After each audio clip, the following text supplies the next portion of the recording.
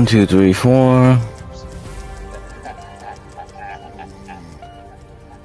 GetCrack. Wake up, motherfucker. Wake up, motherfucker. Yo, what's up? Late night edition. Looks like oil's exploding. Holy shit. All right, we got to worry about tomorrow. Eric, I recommend you sell in the morning.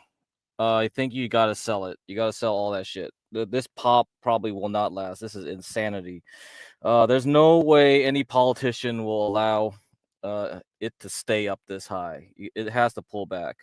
So sell now whatever you got, and then we'll come back later. Later in the week, we have to look at which of these things will be good, because if any politician leaves it at 120, you will have a total disaster in politics. This is not going to be good. This is the highest increase in history. Yes, worse than the 70s, if you can believe that. So this is not going to last. There's no way. There's no way the U.S. government's going to keep this high. I mean, if you keep it this high for a month, even 2 months, guess what's going to happen in the summer? You're going to see $6 gasoline prices even in the East Coast. I mean, in the West Coast, good luck to ya. I probably will never drive over the summer, or some, I don't know. We have to be very selective. We probably could be getting $8 out here if this UK is going to be like $10 a gallon equivalent. So that's like 2 pounds a liter. And we're not even talking about natural gas, okay? Luckily, the US has its own natural gas. Europe is screwed. If natural gas stays this high too, that's it. If there's a hot summer over there, their economy is going to collapse at this point. Great year. Good luck to y'all. But yeah, get out for now. That's my advice. And we'll come back and see which which stocks to get. I think we can pick out some winners here. All right, we could pick out some better winners, and then I'll have to decide. Okay, Eric, like, do we do Gush? Do we do WTIU, NRGU, OilU, a mixture of a combination of those leverage ETFs? I'll have to figure that out when we pull back and see which one wins. Well, I consider this a long position, so no, you should get out. No, I don't, dude. No. Don't leave it there. If any politician does something to fix this issue, you don't want to be around when it happens. Like yeah, it's too overextended. You gotta come back later. This is way out of the norm. Okay, way out of bounds. Not something that's sustainable. There's no way it should be sustainable. Yeah. I mean, unless the politicians are really dumb and just let it keep climbing to 160, 180. My target was 180, right, over time. But come on, this is not even a real war. We're not even fighting China, so I don't understand why you would just let it stay that high, unless you're totally insane. I mean, it could be. I mean, maybe they are insane. I don't know. Maybe the people running the show is insane. I mean, it depends on Bibi Netanyahu, right? So here we go. Here's the tweet here. Yeah. World is now experiencing the largest oil supply shock in history, losing nearly 20 million barrels of oil supply per day. Top oil supply shocks. So right now we are 20 million barrels per day. This is what we're losing here. We lost 20 million barrels per day. Iranian Revolution was just 5.5 million barrels per day lost. That was 1978. Yom Kippur War 1973 was just a loss of 4.5 million. Iraq-Kuwait War 1990, 4.3 million. Iran-Iraq War 1980, 4 million. And Russian-Ukraine War was just a paltry 2 million barrels a day. So, and we had problems during that. Of course, we did have increasing interest rates, so that didn't help either. This time around, we kind of have steady interest rates, but Jerome Powell, when he meets at the Fed for the Fed meeting this month, he could do an FU to Trump and just raise interest rates preemptively before his new replacement comes in. You know, he could just do that, and that might destroy the whole market. So if oil is still like at 80 to 100 barrel like dollars a barrel, and he just does that, yeah, we're gonna raise interest rates now. Bye. Oh yeah, great, good one, boy. Yeah, the market will just tank. Current supply shock is roughly the same size as the top 2 to 6 combined. So imagine that 2 to 6 of these combined equals equals the Hormuz closure right now. Great. So many tankers. Yes. So watch the morning stream. I cover the tankers and the Hormuz closure stuff. Yeah, I totally see Pal. I mean, that's pretty fucked up. That's pretty like you just do something personal like that. I mean, there's reasons to do it because if you preemptively increase interest rates, you kind of like head off the inflation issue, right? But essentially, you just don't care about unemployment rising anymore. Uh, that means like you just care about the stagflation uh, issue here. So that's the right play to make when you do stagflation. You have to raise interest rates. So even if unemployment is rising, the labor market does look weak. I don't know where it's going to go in the future, though, right now. But as we've seen from the cycle charts, based on sunspot data, yeah, we should have increasing unemployment into 2027. So that's not going to be good. And that would explain why Warren Buffett and all these guys are in cash right now. So I think that explains all that. A lot of people have been in cash. So this is what I presented this morning was this, right? And I've shown this chart a few times already uh, in other streams. Yeah. Warren Buffett's all in cash. I mean, Warren Buffett's retired, but yeah, when he left the position, he left a lot of cash. So Berkshire Hathaway's cash reserves reach 382 billion. So they're all in treasury bills. They're all collecting 4 to 5% interest. So 4 to 5% interest. Who cares? You know, I might as well stay safe. 4 to 5% is cool with me when I got 382 billion, right? Like that might not sound a lot to you when you've only got like maybe 100K in your bank account or some shit, or 10K, or even like $1,000. But hell, for a rich person, a real rich person, that's fine. That's perfect. There's no risk to it too. You get 4 to 5%. That's pretty much the range of inflation is 3, right? 3% right now. Two something to 3 something%. Then yeah, that's fine. That's perfectly fine. You basically collect 2% of profit over the year. And you can see this money market funds swell to 8.2 trillion. So it's not only Warren Buffett, it's a lot of other people too that have just parked themselves in cash uh, and never bought any tech companies. I suppose they've just been waiting it out. They've all been waiting for the big crash to come. So when is that big crash, right? Everybody's waiting for it. I'm just chilling here. Yeah, I missed out on Palantir. I missed out on a whole bunch of other stuff, but I'm still, or they could just be, hey, it's time to buy some oil companies, right? All this cash parked out here, they might as well jump into oil and all that. Why not? Fuck everything else. So, but I would warn that like for this week, I wouldn't be that bearish. I think the market will just bounce out of any kind of news. It will bounce because too many people are probably thinking like, oh, let's short it, let's short. Bro. You should have shorted like a month ago the market, and now you should have been exiting into Friday. That's what I was doing. Anything I was doing last week, from last week into this week, is just like I'm out, done. Don't short no more. Nothing is short. Go long on oil or just stay out in cash. Okay. So this is what we have here, energy. So exploration and production for last week was 5%, and you can see pipelines 2.28%, and integrated oil and gas 0.13%. This is why UwU didn't do that well, because it was like mostly in this stuff, integrated oil and gas, and some oil equipment and services. Gush is more distributed throughout. You can see oil equipment and services, the refineries, they suffered negative 7.48%. And I explained that refineries need oil now. They can't wait and buy future oil. So they have to eat those expensive prices. Everyone else doesn't care. They make the oil, or they can hold off on cheaper oil, so they don't care, right? They're not going to get affected. But refineries that need to get the oil to make gasoline and diesel, they will suffer. So that's the problem we see now. So there's a bifurcation here between the two sets. So if we look at exploration and production, right? Let's look at here. Exploration production. You see, we have these small caps, look like these penny stocks, essentially, of oil and gas. Like they shot up 300%. I probably would not be playing them.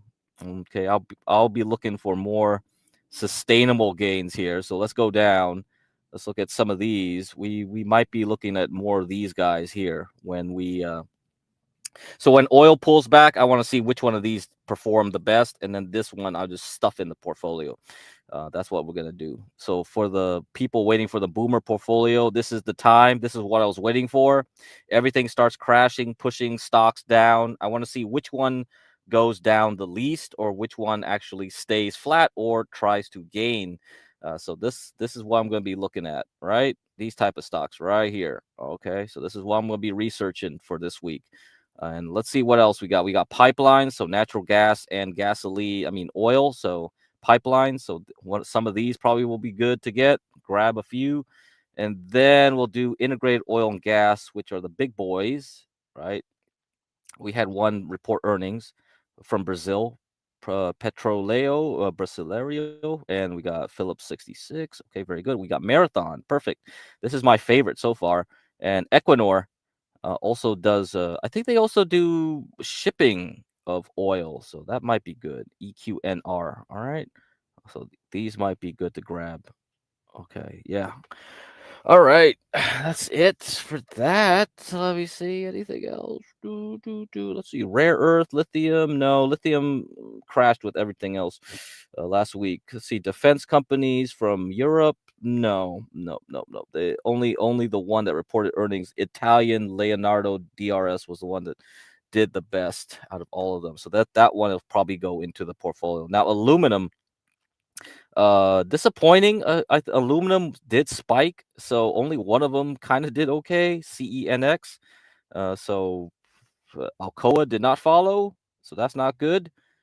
So I guess I think Norsk Hydro, this European one, also was in the news because they do a lot of work with the Qatar making aluminum, so they have things over there. This one only 1.4%, but yeah, aluminum is going up, and if war continues to continue on, and people are thinking about more wars in the future, yeah, aluminum should be a long-term play, and I'll have to see which one of these we want to get. I think there's a Kaiser aluminum too. I don't think that did well. I'll have to put that on the list. And yeah, that's it. That's it. That's it. Okay, let's look at the Hindenburg. Hindenburg Omen. I mentioned this earlier in the morning stream, I think. This one says crash time. Okay, we had this signal in November. We kind of were about to crash, and then we bounced back. So no go there. This time around, you think it's going to be safe, or we really are going to crash? I wonder. So maybe this time, this signal will come through and be correct. Have a crash. You can see like it already predicted the COVID crash, then 2018 Q4 crash. Some of these were false signals. This one was like, oh, it's just, and then okay, it signaled again, then it crashed. So this was like a pump and then dump kind of signal over here. This time around, I don't think we're pumping. I think we're done. I don't think we're pumping. Yeah. But this week, I think there will be a save. Somebody will try to save the market for a little while, but that's just going to delay the problems into the following week. Oracle will report earnings in um, in Tuesday after the close. That's the only major tech earnings that we have to worry about. Okay, Oracle. Everything else is not blah. There was nothing important in earnings. Let me see. Let me see. Okay. Here we go. Okay, let's see what's earnings. We got Zim. Zim already got bought out by a private entity, so Zim doesn't matter. This used to be my favorite shipping stock. If it was still going to be a free float stock, this would have been a great Israeli shipping company to get, but because it's already bought out, it's going to be stuck at $30. I think it's not going to change. So this is out. Can't use Zim. Can't talk about it. We got Fuel Cell, FCEL, maybe some green energy one. Maybe that'll be interesting. Hewlett Packard Enterprise. We also have Casey's. Casey's TK's favorite gas station where he buys a pizza from. CASY, I guess. Maybe that'll be interesting. I don't know. We have Chinese car manufacturer, electric car manufacturer, NIO. Coles, KSS. So one retailer. We have uranium stock here, UEC. I'll look at that. That will be good. Then we have Oracle. Oracle is the most important one. We have JOYY. I think that's a electronic vertical takeoff launch. So flying car company. Sometimes those flying car companies can be good trades, but probably not now with the whole Iran war stuff. So any kind of speculative stock like this will not be easy to trade. So this is not the time. Serve, I think that's a software company, SERV. We have Campbell's, Campbell's Soup. Who cares? Path, some other software company. Let's see. Anything else on Wednesday? Nothing. Dick's Sporting Goods. That was a fun play during COVID. I never looked at it again. DKS. This one was like pump and dump all over the place. This thing crashed 50% after earnings at one point during COVID. Adobe. I think what's his face? Big Short man. What's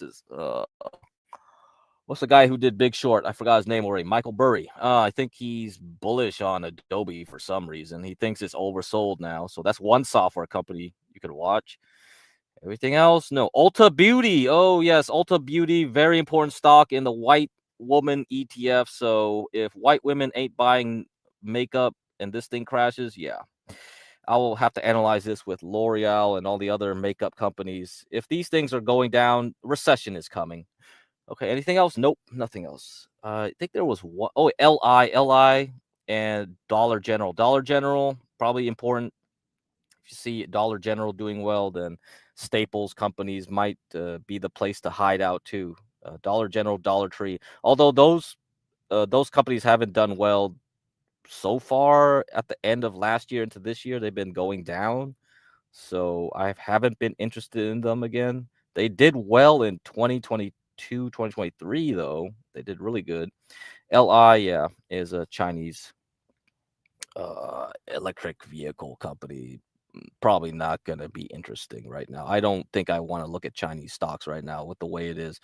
High oil prices is not good. It's not going to be good. That people are going to run to the dollar again, and any kind of international stock, Mexico, Brazil, Japan, even I think Japan is down 5% as I'm talking to you. So any kind of international stock is not going to be the place to be.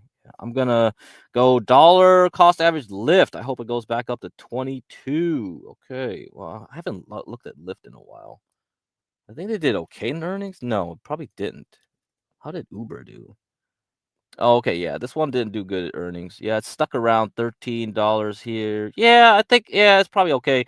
See what happens this week. If it drops in the morning, yeah, might as well grab it. I think there's support in Lyft up here. Let me show the chart. Sure. Yeah. Yeah. Might as well be good for down here. Let's see what we got. Okay, let's say tomorrow morning it goes down to 11, $10. Yeah, sure. Grab it. Yeah, I don't think it's bad. It could probably go up to 17 at least. Oh, okay. How about Uber? How did Uber do? It dropped below 81. Okay. Uber is probably only good if it gets to 60. Yeah, Lyft is probably a better play. Okay. All right. Anything else to talk about? Oh, let me play this video. So, we're going to have inflation. So, what does this guy say? I think the people at the more sensitive part of the economy, they're not going to feel very good if this oil price keeps up. So, politically, I think politicians will stop this somehow. What's going on, guys? Um, I wanted to talk to you guys about, America is getting so expensive to live. So I wanted to talk to you guys about this because America is getting so expensive to live. A lot of people are talking about moving to other countries. Um,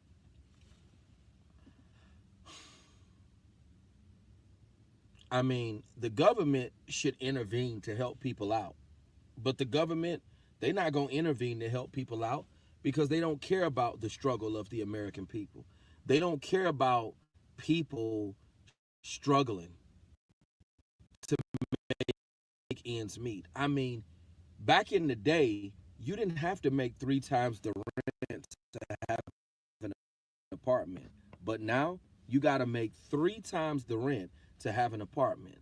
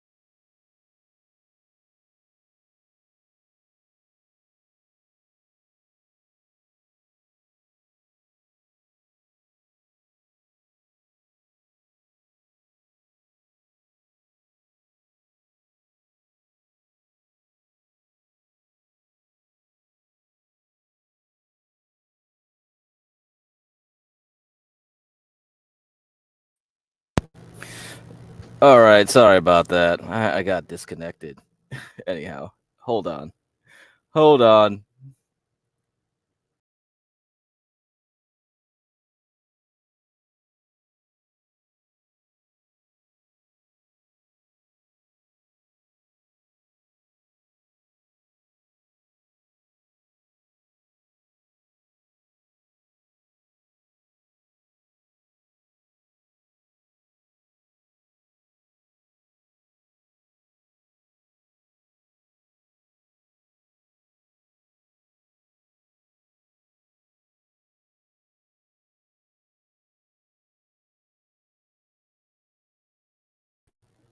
All right.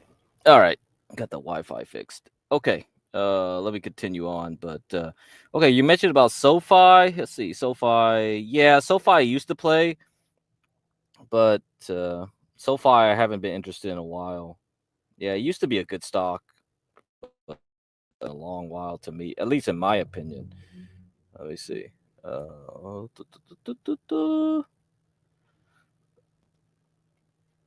Let's see. Let me see. Okay, SoFi.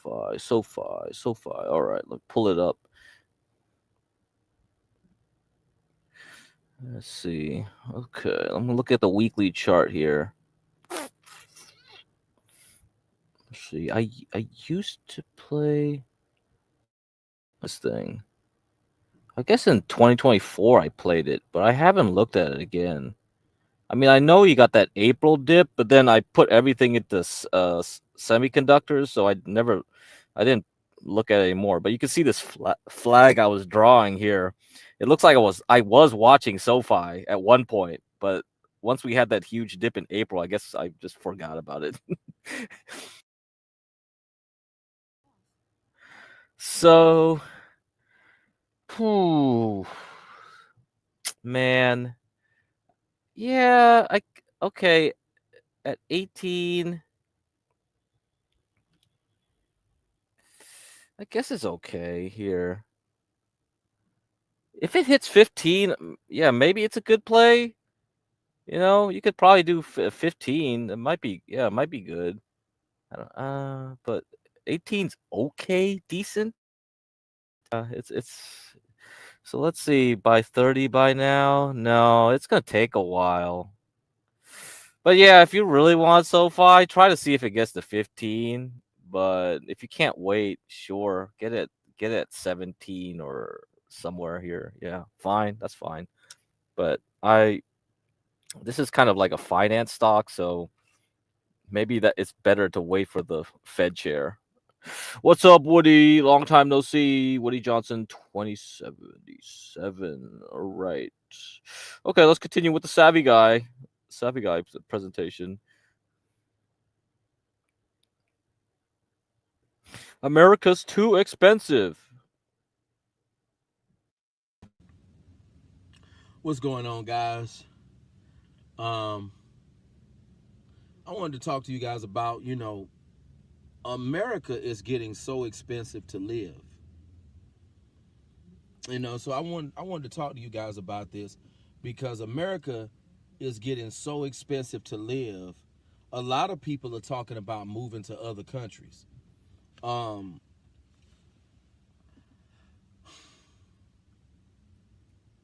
I mean, the government should intervene to help people out. But the government, they're not going to intervene to help people out because they don't care about the struggle of the American people.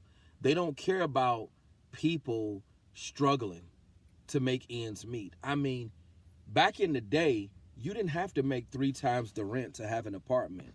But now you got to make 3 times the rent to have an apartment. It's getting to the point where you got to be rich to live. You got to be rich to live nowadays. Uh, you know, um, working, um, working a regular profession, a regular career, just not gonna cut it nowadays. It's not. And I truly believe that the government should reach out to help folks because it's not getting no better out here. It's getting harder year by year. I mean, the way people got to work, the way people got to grind. Like I'm using this automotive career as a stepping stone because eventually I have some properties and that's residuals to where I could go live I could go live somewhere else. I've thought about going off the grid myself, living abroad. You know, I know a lot of guys are online talking about moving off the grid, living abroad because America is getting too expensive to live. The minimum wage is not going up, and the government don't care about the everyday working people. They just don't. It's getting hard out here. A lot of people got to go to these jobs every day. A lot of people get talked to like a POS on the job. It's a lot of stress, a lot of frustration on these jobs. It's rough out here, guys. It's rough out here. And I feel you got to use your profession as a stepping stone to get to where you want to be. That's why my game plan is I'm using this automotive profession as a stepping stone to get to the next level. You know, um, we got to do what we got to do, you know, because it's not getting any easier out here. Um, it's rough. It is rough out here. A lot of people are burnt out on these jobs, working crazy hours, working 70 hours a week. Um, there was a guy who told me he was an executive chef at Nobu. And an executive chef at Nobu, they can make $200K a year. And the hours that the guy was telling me that he's working is just ridiculous. But that's how people got to work in order to survive nowadays. And it shouldn't be that way. This is why I truly believe people need to use their profession as a stepping stone to get to the next level. Whatever profession you're doing, you use that income to fuel your entrepreneurship dream. Because see, that entrepreneurship dream, having those properties, that's residual. That's going to get you the life that you want. That's going to free you financially. Because my dad's buddy was even talking to me about All you need is 5 properties. That's my dream, to have 5 properties. He was telling me all you need is 5 properties. That's residual income to where you don't have to work anymore. You go live somewhere else, have your home somewhere else. And that's what people need to be doing with their profession. You use that income to fuel your dream, you know? Because you can't work forever. Like my dad's buddy was even telling me, you can't work forever. You're not gonna be able to work forever. Your body not gonna let you work forever. You're getting older. And the fact that we're all getting older, we're getting closer to the grave. Okay, okay. Hey, what's up, Roll Skater, Texas girl? What's up? What's up? So he ain't wrong. He ain't wrong. Yeah, what's up, Peaksy Poo? His ghetto's points of view. Yeah, what's up? Yeah, he ain't wrong. He ain't wrong. So, when I worked in tech, there's a short window where you're actually really good. And what I did was hardware engineering, right? It wasn't software. If you're a software guy, your brain is not getting any sharper.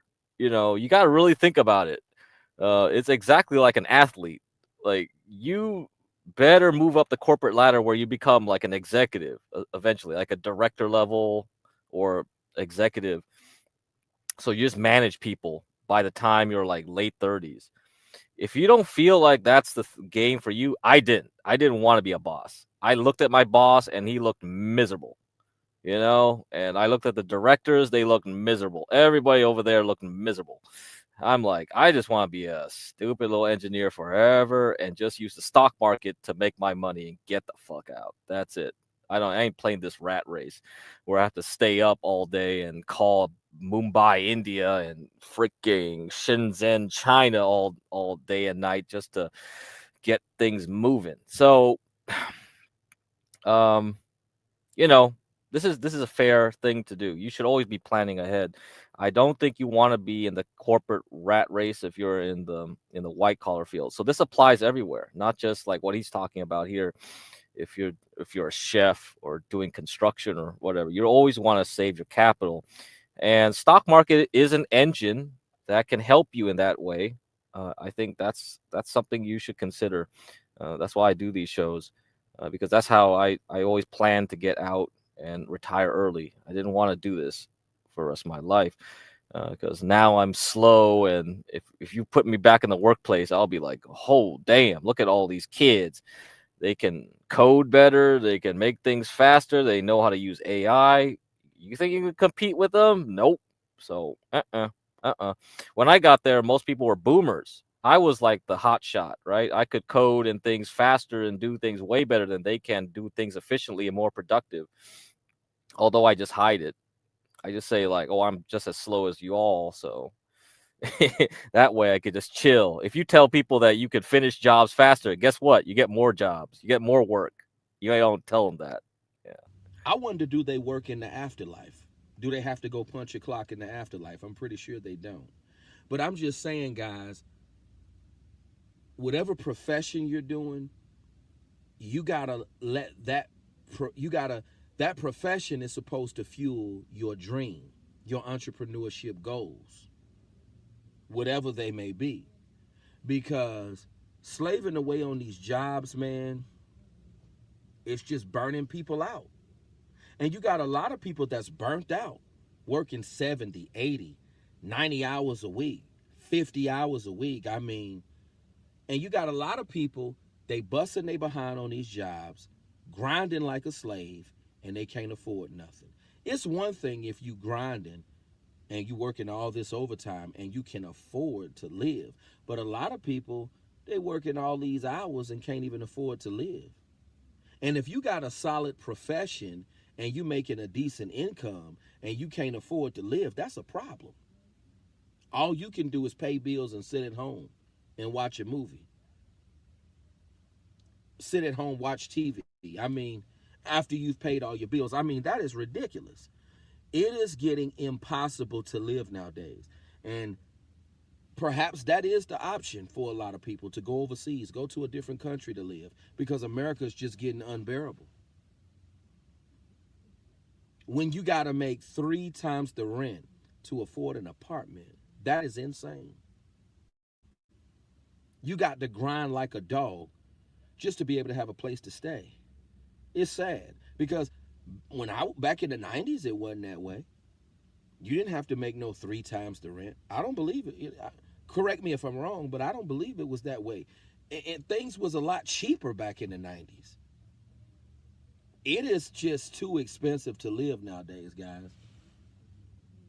It's too expensive to live, and that is creating a big amount of stress on a lot of people. How expensive it is to live nowadays. And the way people got to grind and bust their behind to live. And the government, they just sitting back, chilling, drinking a glass of Armand de Brignac or drinking a glass of Rothschild. They don't care about the struggles of people. They don't care about people getting burnt out on these jobs, working these crazy hours, and can't afford nothing. Paying all these bills, can't afford to even do nothing else. Can't afford a vacation, can't afford to go out to eat, can't afford to treat yourself to nothing nice. It's sad. And the government could step in to help, but they won't. Because it's all about the wealthy staying wealthy and the poor staying poor. That's what it's all about. And it's sad. It's really, really sad. And this is why I truly believe that people need to use their profession's income to finance their big dream. That's what you're supposed to be doing. Whatever profession you're working in, use that income to finance your dream, to finance your business venture, because that's what's going to save you. That's what's going to free you from this crazy, vicious work cycle. Because no one wants to go to work every day. You got people who dread it like hell when Monday comes. They dread it like hell because they know they got to go grind again. They got to go bust their behind once again. You know? And I just feel like going overseas, leaving the country, that's a good option for a lot of us, leaving this country. That's a good option for a lot of people because the way people got to work and bust their behind is just ridiculous. So I don't blame people for going overseas. If I was wealthy or if I had the resources to do so, I probably would consider going overseas to live. Getting out of this country because it is too expensive to live here. But I wouldn't just up and move to a different country. I would at least go visit first to see how you like it, see if you could adapt to that way of life. I wouldn't advise nobody to just leave America and go to a foreign country because you don't know how it's going to be over there. And you don't know if you're going to be able to adapt to that system. But something's got to give here in America because the way people got to work, the way people got to bust they behind, life is becoming unbearable here in America. It's becoming unbearable to live. But you guys make sure you rate, comment, subscribe. Let me know what you think about this. All right, that's Savvy Guy. Savvy Guy. You can check the link in the description.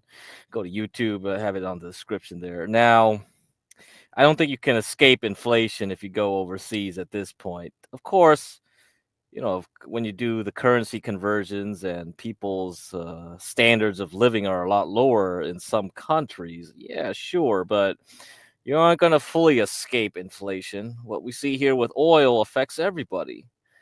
Let's look at the gasoline futures, the RBOB futures. So since the Christmas, gasoline is now up 86% on the gasoline futures. So it was around $1.70. Now it's $3, close to $3.20. right now. So yeah, good luck. If any Republican wants to survive midterm elections, you better make that thing go down. You are fucked for real. So yeah, you're fucked. You're real fucked now. That's all they care about. Let's look at the oil price. I mean, gas prices right now as we sit here. National average is $3.45. So it hasn't fully taken into account those oil futures. Oil futures up 85%. Guess what? National average is going to go up to $4 to $5 by summer. Okay, oil futures meaning like the future price of gasoline, and we haven't felt the pain yet. California now at $5.16. Good times for me. Good times for me. Let's look at the cheaper places like Louisiana and Mississippi. Still at 2.98 and 3. All right. Let's see how it looks in the summer though. Yeah, and if you're the Thorpes here, guess what? Rhode Island's at $3.30 for gasoline. I don't know about diesel. I'm thinking diesel's more than gasoline usually, right? Nowadays. So, yeah, you ain't driving nowhere on that fucking thing. Okay, what's up, Ugg on YouTube? What's up? We're doing the gas prices. I think this summer is going to be painful as fuck. And I think Ruby's going to learn to drive a car for the first time, right? Connecticut's at $3.33. This ain't going to be fun. TK over here, North Dakota, $3.02 or $3.03. All right. Yeah, there we go. Illinois, $3.50. Average price. Right there. Jeremy's over here. Look, what about Dead Man? $3.11 for Texas. Yeah, diesel used to be cheaper. Diesel ain't fucking cheap, especially in California. You're getting real fucked over. That's why most truckers don't even want to go to California. You got the 55 mile speed limits on all the freeways for truckers, and you got that expensive diesel. Yeah, nobody wants to work over here if you're a trucker. You'd rather stay down here in the southeast. This is where you make your big bucks here. You ain't making shit over here. All right. There you go. That's why all of my groceries are always expensive. Every time I go to goddamn groceries, I'm like, what the fuck, man? Well, look at this piece of bok choy. How the hell is this thing? How the hell is this piece of crap bok choy like freaking $3 a pound? Get out of here with that shit. All right. How much in Rhode Island? It's $3.30, I think. $3.30. Yeah, $3.30 in Rhode Island. So let me look at the diesel. Look at the diesel prices. You got diesel. Do they have diesel on this webpage? Highest price for diesel is $5.80. Well, can I get a map of just diesel then? Can I change this shit? How do I change this then? Show me diesel, bitch. All right, here, diesel. How about that? Current average, national location. Let's go look at Rhode Island here. All right, Rhode Island. There we go. Let's go, Rhode Island.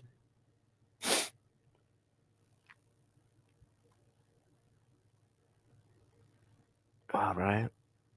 Let's look at that. See, week ago average was $3.76. Okay. Fuck. So that's min and max, huh? Is this min and max? I guess this is min and max. I don't know.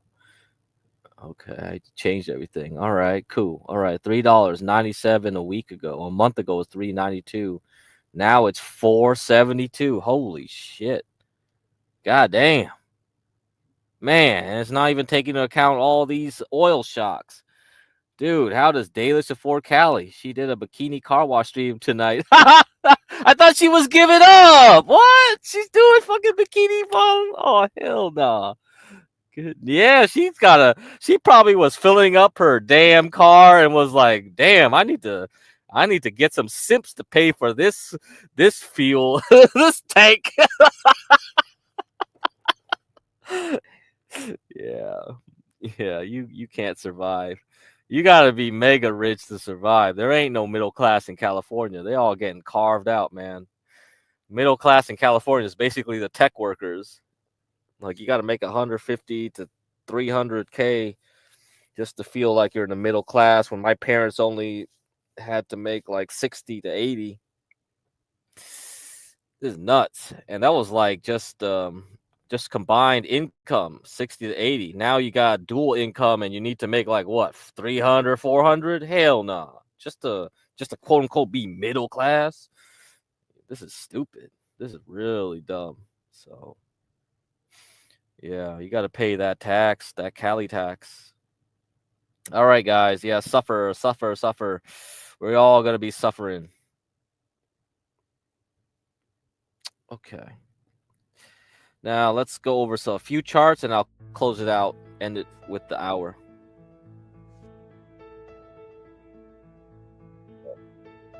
So this is let me put this chart first.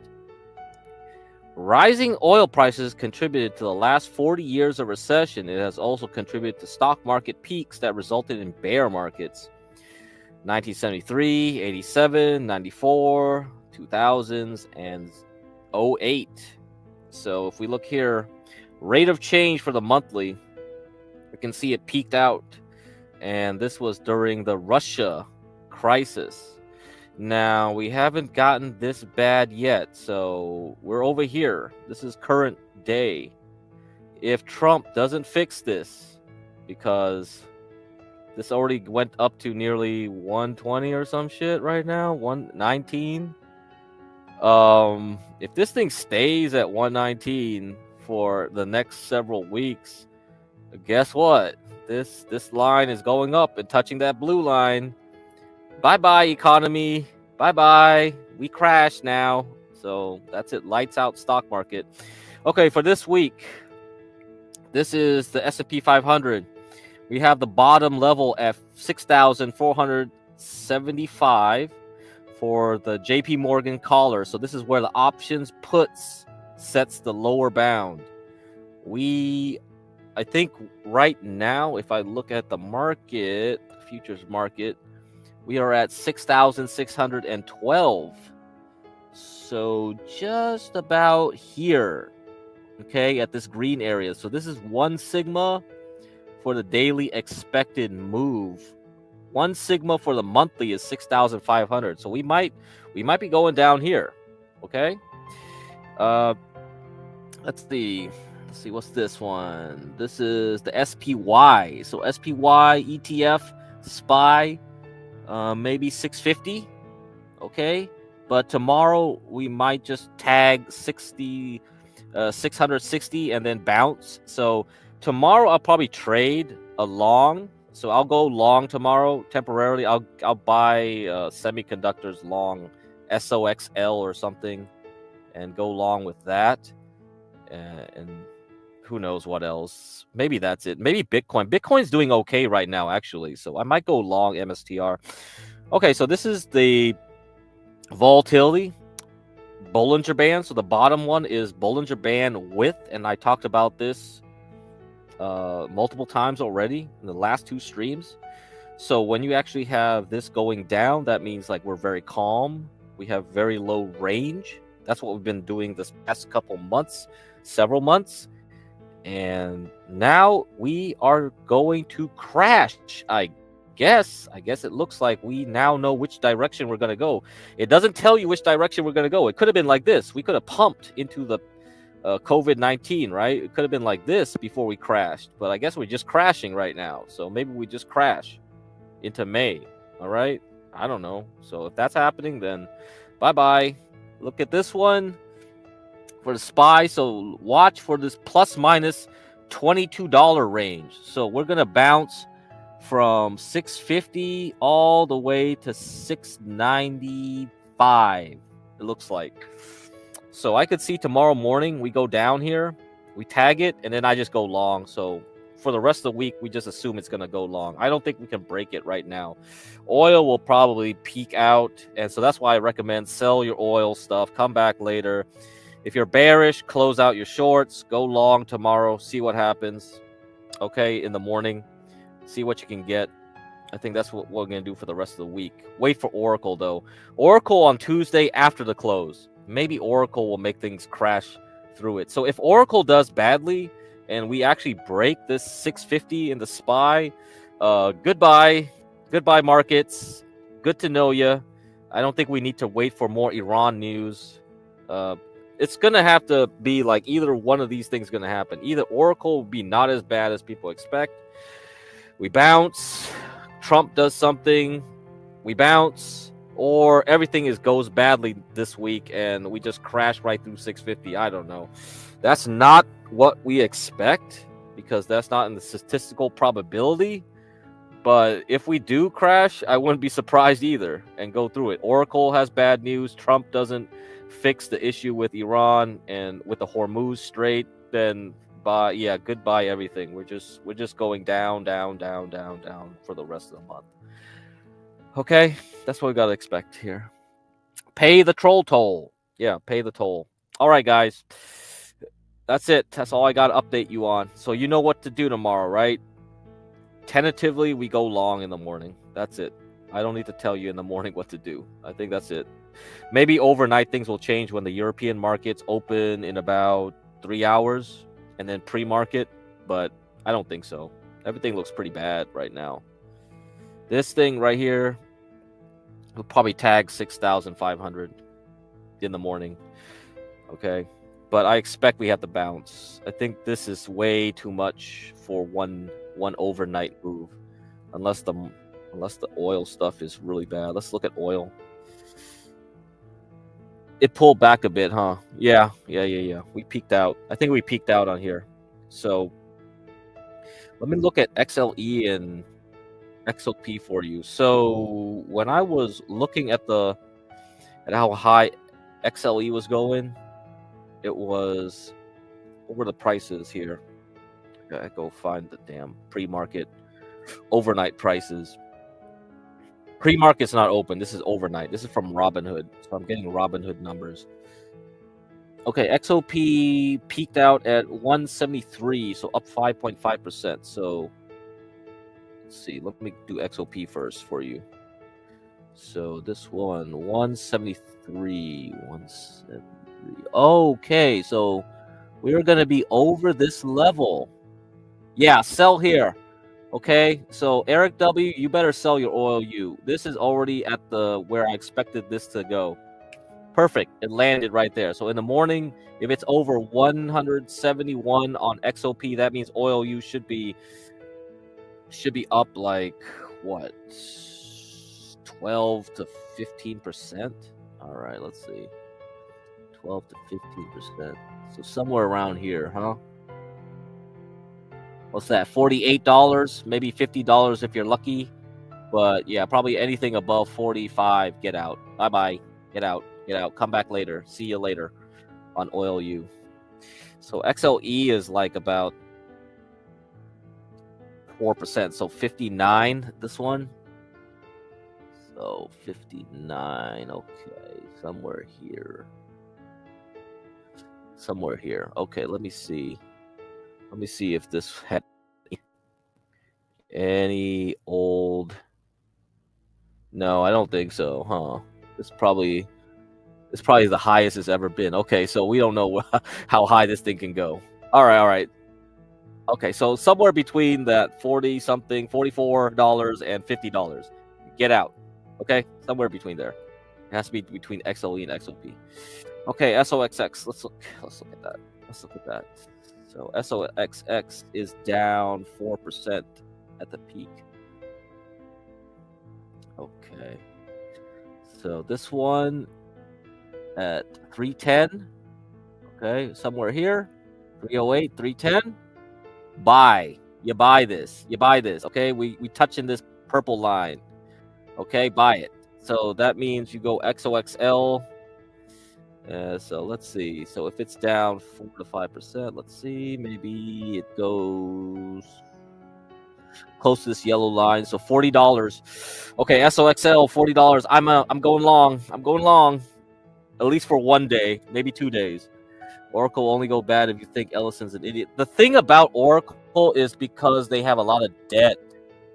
they've been spending a lot of money for AI. They are the worst ones at it because they are spending money they don't have with cash flow. All the other companies like Google, Facebook, Microsoft, they have higher cash flow, so they can absorb the debt. This is why it crashed last quarter. So if you look at Oracle last quarter, that's why it got punished. It got punished because the debt, they don't believe they can service their debt.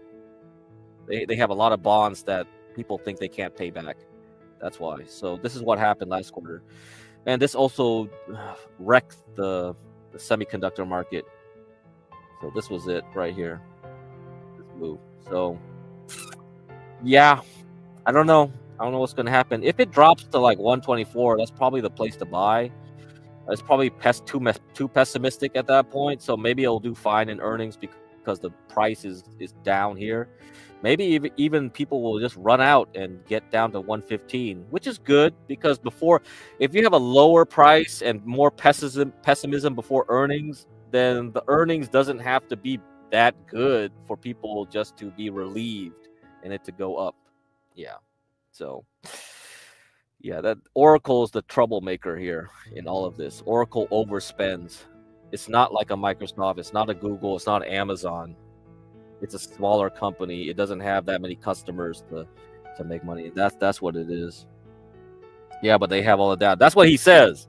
He always says that. I got the data. I commodified the data. Yeah. So, but you know me, I don't follow fundamentals. All I care about is people's emotions and how the market is. That's what it is. It's all about that. But anyway, so yeah. So I don't watch fundamental stuff. But anybody that wants to, yeah, you can check this out.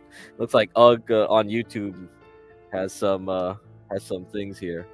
And I did play some old Ellison clips. I had Oracle at the beginning, long time ago in the 90s. Oracle and Apple. Yeah, it was because like Steve Jobs and Larry Ellison made the most sense, but Oracle did not execute well like Apple did it? So that's the problem. You might have good ideas, but are you good at running a business? That's another problem with people. Yeah. Ideas man versus businessman. I mean, he used to be CEO, right? Now he's just a CTO. He demoted himself. He was like, okay, I let you two guys be CEOs. I demote myself. I become the CTO. So he basically said, I'm just the ideas man. You execute the company. Yeah, see? Sometimes people should just stay in the ideas lane and not be the running the company lane. Yeah. So yeah, I remember those. He had the America's Cup. Yeah, he went all up around San Francisco Bay. I know. Yeah, and then I know people who know him. Yeah, or who know about him. Like, so I've mentioned stories about that guy on these streams. But as far as Oracle is concerned, that's a whole different matter. That's up to you guys to figure out. Oracle will be the big one to watch Tuesday after the close. Okay, anything else? So Sox L, I'm going. If it hits $40, I'm buying. So IGV, the IGV will be affected by Oracle. So yeah, this ETF here, I'm expecting it to recover to 96, but since we got issues tomorrow morning, I see it's down 3%. So let's see, somewhere around here. So it'll probably open around here at 84. Okay, so if you got Palantir, maybe you want to go long again. I don't know. Palantir is down just slightly 2%, so it's not being affected too much right now. At the peak, it was down 3% though. So let me see. So somewhere around here, 150. Yeah, if you want to grab Palantir at 150, that's up to you. You can use PLTU too if you want to try that. PLTU, so it's down 3%. This is going down 6. So tomorrow morning, let's say maybe $49, $50. Okay, maybe I'll go long here, but I think I'm just gonna be interested in the MSTR tomorrow. I'm just gonna go buy it. So I use MSTU or MSTX. MSTX is gonna be here at $2.30. Okay, We're gonna see how Bitcoin does, but I think Bitcoin seems to be surviving so far, so that's good. So that's good. That's exactly what you want to see. You want to see it survive this yellow zone. This is where we want to be. This is what I wanted to see. It opened, went down below, and then recovered. So it looking good to me. I guess Bitcoin's going back to 80K again. All right, guys. I'm gonna go long on Bitcoin tomorrow, and I'm gonna go long on semiconductors tomorrow, and then I'll short it again later, some other time, maybe in a couple 2 weeks. But the focus will be on oil. We're gonna have to look at oil. You cash out at the end of the day. If I'm day trading, yeah. Or if I'm swing trading for a couple days, I'll just sell a little bit and keep the rest over 2 days. If I'm doing short-term trading. Do you have millions? You said you bought. Yeah, I bought Tesla under 10. I bought AMD at $2, $3. I bought a bunch of shit. Like, it's an ongoing thing. But yeah, I don't have millions though. No. Because when I bought them, I only had tens of thousands when I was in grad school. So I got a salary when I was in grad school getting my PhD.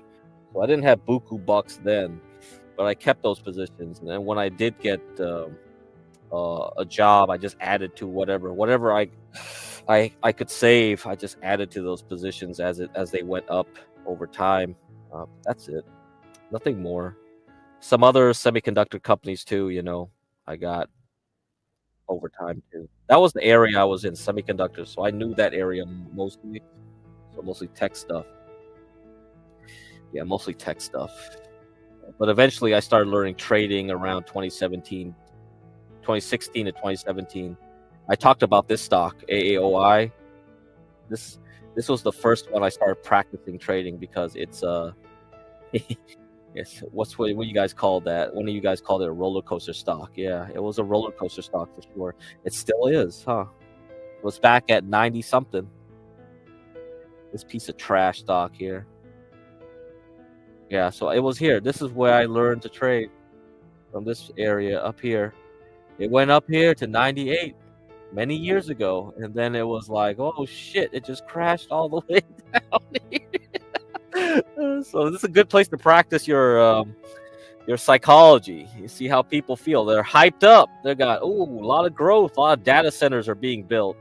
And then when the bubble pops, you're like, wait a minute, there's no more data centers being built. Oh no. And then now it's AI, go back up. So yeah, these are the stocks you practice your trading on. This is because it's all psychology. Yeah. This is like, people are just guessing what the future is on this stock, right? There's no fundamentals here because nobody knows what the fundamentals really will be in the future. This is all dependent on one customer. Once they lost that data center customer, Facebook or Amazon, I forgot which, it just went back to the normal business. The normal business is selling interconnects for cable companies. Cable companies don't grow, so the businesses don't grow. So why would this company grow? And then once you got back to AI, they're building more data centers for AI, grow again, but they still just got one or two customers, right? Amazon or Facebook, I don't know. Yeah, I'm retired. I've been retired. That's why I have time to go do this bullshit Boyd stuff. Yeah, this is my entertainment. Boring, fucking stupid pandemic and all that crap. Yeah, that's the fun part of the mentals. Yeah. Okay, guys, it's 1 hour. I'll see you around. I won't be around tomorrow morning. I think you guys know what I'm gonna do, right? Or you know what the plan is. Buy the dip, but beware the weak. We could keep crashing though if everything goes wrong. All right, by Wednesday. So be careful out there. I'll see you.